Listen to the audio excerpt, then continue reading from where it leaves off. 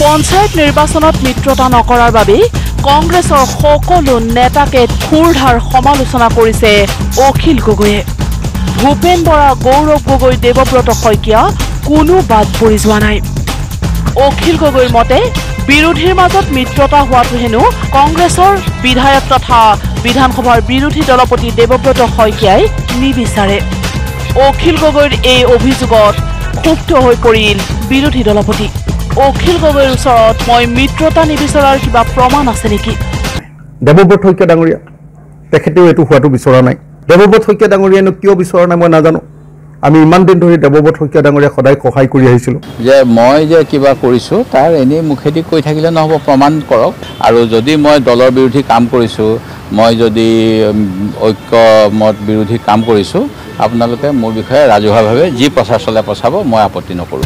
নাজিৰা সমষ্টিত দেৱব্ৰত শইকীয়াক প্ৰতিটো নিৰ্বাচনতেই ৰাইজৰ দলে সহায় কৰি আহিছিল বুলি মন্তব্য কৰি অখিল গগৈয়ে ক'লে এইবাৰ দেৱব্ৰত শইকীয়াক প্ৰতিৰোধ কৰিবলৈ ৰাইজৰ দল সাজু এজন আহোম প্ৰাৰ্থীৰে।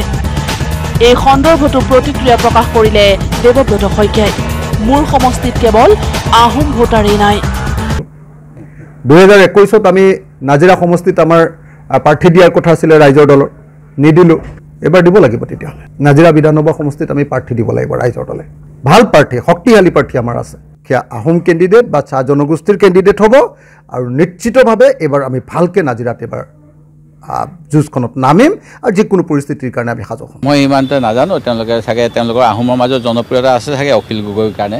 গগৈ উপাধি মানুহ বেছিকৈ পাইছে চাগে তাত। সেই গতিকে মই এইটো ক'ব নোৱাৰিম, কাৰণ মোৰ সমষ্টিটোত অকল আহোম বুলি নহয়, মোৰ সমষ্টিত কিজানি কোচ ৰাজবংশীও আছে, মোৰ সমষ্টিত কিজানি চুতীয়াও আছে, মোৰ সমষ্টিত কিজানি অন্যান্য জাতিৰো আছে আৰু চাহ বাগানৰ মানুহো আছে। সেই গতিকে তেখেতে অকল আহোম ভোটাৰসকলক কিয় টাৰ্গেট কৰিছে সেইটো কথা মই মোৰ ৰাজনৈতিক দৃষ্টিৰে মই বুজি পোৱা নাই। দেৱব্ৰত শইকীয়াক সঁচাকৈয়ে সহায় কৰিছিল নেকি ৰাইজৰ দল কিংবা অখিল গগৈয়ে? দলেতো বহুত জেগাতে খেলিব বিচাৰিছে। যোৱা সময়ছোৱাত কৈ আছে এই বিষয়টোলৈ নিশ্চিতভাৱে ৰাজনৈতিক দলসমূহৰ ইচ্ছা থাকে। মই অখিল গগৈৰ মোক জিকাব লাগে, মোক হৰুৱাব লাগে বুলি মই প্ৰস্তাৱ দিব নোৱাৰোঁ।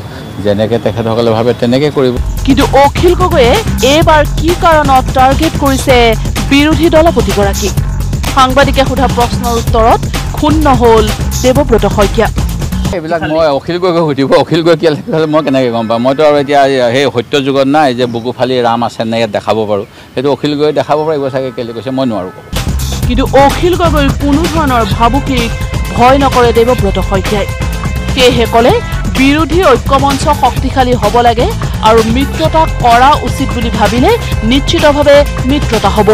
থাকে বিৰোধী ঐক্যমঞ্চ শক্তিশালী কৰিব লাগে। এইবিলাকৰ কাৰণে বুজা পৰা হ'ব লাগে। বুজা পৰা যদি কৰিব পাৰে হ'ব, নহ'লে যিটো কৰিব লাগে কৰা হ'ব আৰু এইটো কোনো ডাঙৰ কথা নহয়। পোন প্ৰথমবাৰৰ বাবে অখিল গগৈৰ বিৰুদ্ধে এনেদৰে সমালোচনাত সৰব হ'ল Debabrata Saikia. Bureau' report, news live.